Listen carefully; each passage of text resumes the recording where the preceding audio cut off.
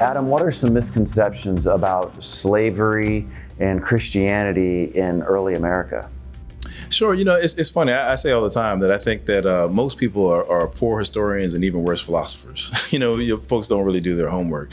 And, growing up, I had what I call the bubblegum version of American history, where you just see this kind of Kente scenario between the slave master and the slave, then beating Christianity into the enslaved person.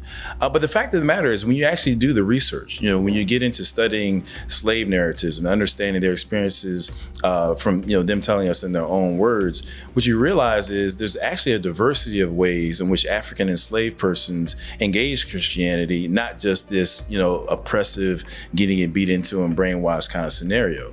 So, for example, one of my favorite slave narratives to read was a man by the name of Josiah Henson. He was actually the individual, the real life person that Uncle Tom's Cabin was based upon. The character Uncle Tom was initially written to illustrate the humanity of the African slave person. It was based on this gentleman, Josiah Henson. So he was an escaped slave. He went about, being an abolitionist. I mean, he was just, worldwide.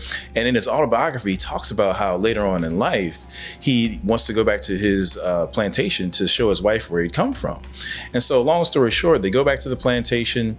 His former slave master, had been deceased at this point, but his wife was still alive. And so they go in to see her. She's really sickly, bedridden, kind of not really in her right mind.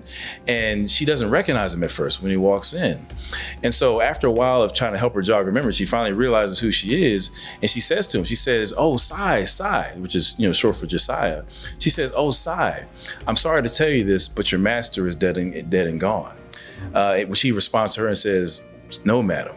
My master is yet alive." And he was referring to Jesus Christ. Yeah. And it really just illustrates, what the conversion experience was for the African enslaved person. It was a reclaiming of oneself from what I call that dismemberment of the soul, separating value from the person, and just really saying that you may have my body, but you can't have my soul. Yeah. And so that's just a really powerful story that blessed me personally. I think it can be impactful for a lot of people. Blessed me too, bro. Thank you.